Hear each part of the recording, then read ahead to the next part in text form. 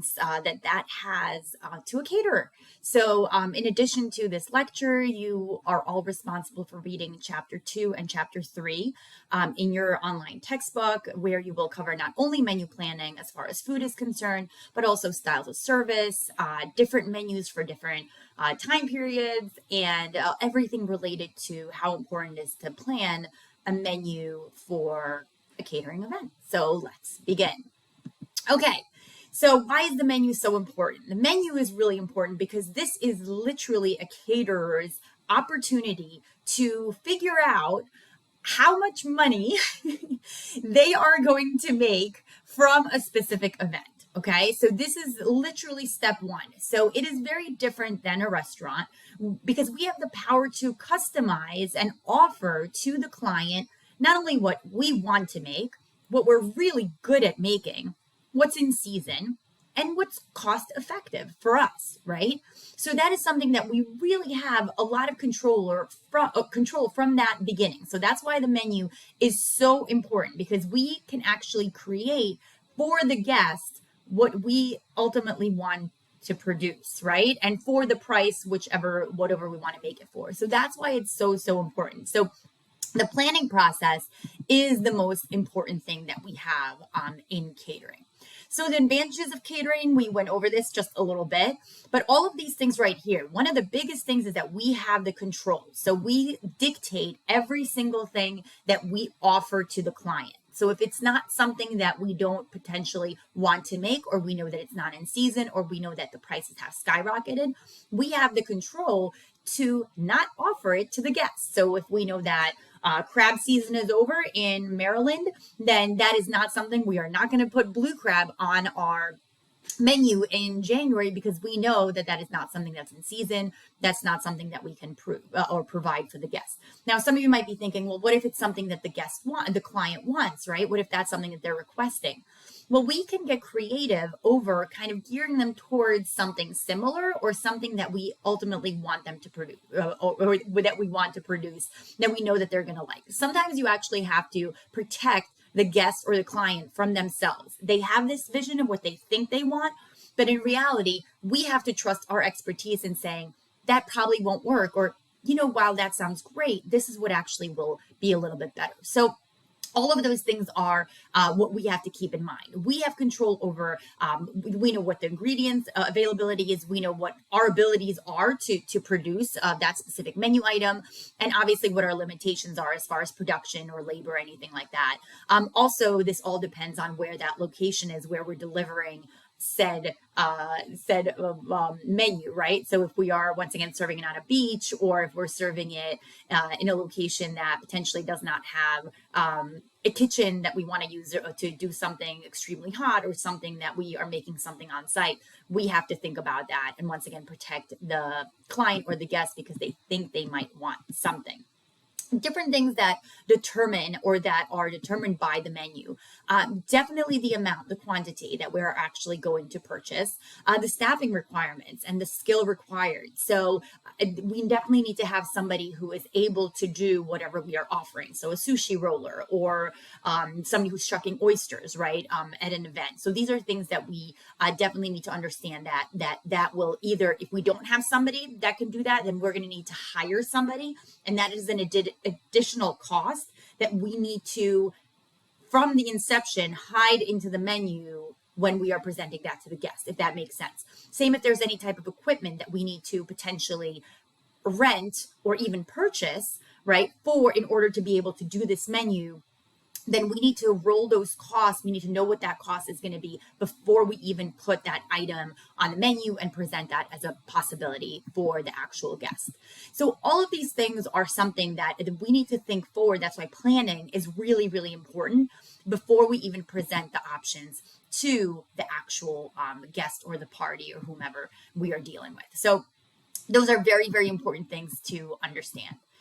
So there's obviously different types of menus that we actually present to guests. And typically, sometimes it might just be one. Maybe you're doing a brunch or a breakfast or whatever that may be. And sometimes you might be there you're hired for several eating periods, right? So it might be a brunch or a lunch, and then it might be a snack or a cocktail hour, and then it might be a sit down dinner, and then it might be a dessert bar, right? So those things are all we need to consider. We need to understand what are the specific set menus that we have for each of those types of events. Now they're all very, very different and obviously come at a different cost. So that's something that we have to present to the client. There's also things that we have to understand that sometimes the client is willing to pay for an experience.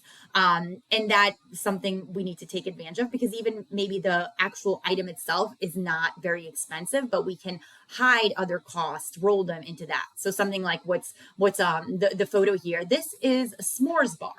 And if you guys know anything about what s'mores require, it's chocolate, marshmallows, graham crackers, and really very inexpensive ingredients. But also, if we make it a s'mores bar and it's an interactive station, we actually don't do anything as caterers. All we do is do the actual setup, right? So that's something that's really hugely cost efficient for us as caterers, to actually have the guests do the work themselves. Now the guest is going to think it's really cool and we're going to set it up really nicely, but we know that we could charge you for something that's very inexpensive and you're actually going to do that by yourself. So it's just the way that you sell it, not necessarily always, the cost of the ingredient itself. But obviously we can make way more money off of this than if we were making a 7-layer chocolate cake from scratch, right? So we have to think about that. Menu formats that are out there, we typically look at about 3 basic formats for the clients that we have. Now, these don't work for everybody and they don't work for every occasion. They also come with different price points. So the first one is a custom catering option. This is typically the most expensive, and this typically comes with the most work. This is something that high-end caterers do. This is where you literally are creating a specific menu, a unique menu for a specific event for a specific client. Now, some of you guys are thinking, well, yeah, you want to do that for every single client. Not necessarily. There are certain clients where you might want to just bring them a menu and say, hey, this is our spring menu. This is what we can do for you. Maybe give them an option of 2, maybe give them an option for a dessert and to switch different things, maybe vegan, maybe vegetarian. But we're not really sitting there with them and talking about, what is your perfect menu that you want to create for your perfect day. When we are doing that level of hand-holding, the prices obviously go up, okay? And so this is something, that's a custom menu. The one that I mentioned before, that's what we refer to as a standardized menu. It's a pre-selected menu that you essentially let the client choose from, maybe some options, but you are giving them, I can do, or we can prepare for you, select from these entrees and select from these sides and then select from. Now, the advantage here is that we control, and I'm giving you a selection of the things that I do absolutely the best. So whether that is a chicken cordon bleu or whether that is a Cornish hen, whatever it is, it's something that I know I do really well, and I know you're going to, that you're going to like. It's also probably something I can cross utilize if I have several catering events going on, either at the same time or maybe, in the same week or in the same period. A customized menu, most of the time, that's why, once again, that price goes up, because it's so customized that I typically can't cross-utilize all of those ingredients. Go back. This is an example of something where we're giving you a standardized menu, where we're saying you could potentially select from several items on this, menu, or we can do 1, 2, or whatever it is, and then based on what the client selects, then that obviously is then a custom price is developed. But we're giving you an idea. We're not letting you think, oh, I think I want to do a filet with a strawberry glaze, whatever. We're not letting you go that. We're telling you this is what we can do. This is what those items are. And then the last one is an actual master menu. And master menus are not, they're used for for lower end catering. I'm not going to say low end, but lower end catering. And it's also used by big box grocery stores, right? So if you look at catering for Wegmans or catering for Whole Foods, this is literally what they tell you. You select, 1, 2, 3. It's also a lot of times used for desserts. So something like this picture where we're, you can select cupcakes, and I'll take 20 of number 11s and whatever it is. So it's something that we can do. It can get a little expensive, the planning aspect of it, to make sure before you develop the database and everything like that. And sometimes it can be a little overwhelming to the client. So it's not always the best way to go, but it's just another item to go with.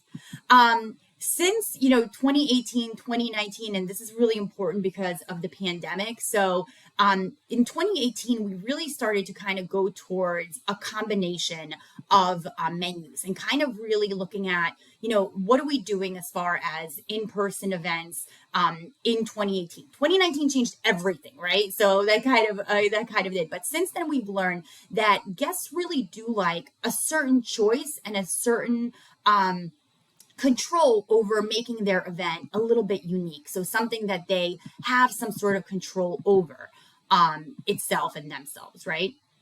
So there are different considerations that we have to have, and those are very, very important. Obviously, the event itself, what time of day it is, what season, where the location is. Also, for us, we need to understand, this is where the protecting the client from themselves come into play. The balance of the food. So if the guest is leaning a little bit more towards seafood, or too much towards seafood, or not enough, or it's all chicken, or everything on the plate is bland color, whatever it is, we need to make sure that we are paying attention to that. So once again, we could protect the client from themselves if we know it might not look good or whatever that may be. I already mentioned seasons. Obviously, the production capabilities of your staff, the venue, are there any limitations to what we can do? Pay attention to the trends, because especially when we're doing social activities, it's, every bride and every groom, they're potentially competing with the last wedding or the last party or the last bar mitzvah that they went to. So to kind of pay attention to what the client wants. And also, we don't want it to be too generic, but we also want to make sure that they're happy with their selection. And obviously, is it worth the time of investment? So understanding that, if we want to roast a pig on site, that can't be done in a 2-hour period. So obviously, there's some sort of limitations that we actually have. One of the most important things that we have to keep in mind with every single thing that we are creating, it has to be cost efficient to us as caterers. So understanding that the costing out of recipes is absolutely vital, and also understanding that, is it something that can be made ahead of time? Is it something that, looks really impressive, like these little tomato soup shooters? Tomato soup is like one of the most inexpensive things to produce, and it's also really limited production. Those are also little crouton sticks, and you're wrapping a little bit of prosciutto and toasting them. Production wise, so simple. Cost wise, so simple, but it looks very good, and it's something that guests will be like, oh, that's so upscale, right? So understanding as planners what we can do and what is cost efficient to us, and also time efficient to us. This little chocolate malted lava cake, that's something that can be made way ahead, frozen, and then literally baked to order in 10 minutes. So something that's so simple that we can do. So that's something that we need to keep in mind. And then finally, these are just some questions to ask a client during the menu planning process. Before I even present something to them, I need to make sure that we understand and they understand who and what are their expectations. This is actually one of my favorite things to ask, is literally number 9. Have you ever had this event in the past? If you've ever been to an event like this or something, what did you love about it and what did you hate about it?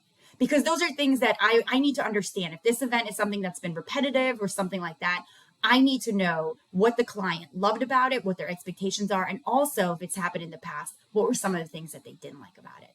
So as the planner, the menu is the most control that you have. And remember, in catering, this is more important, or you have way more control than in a restaurant. This is where you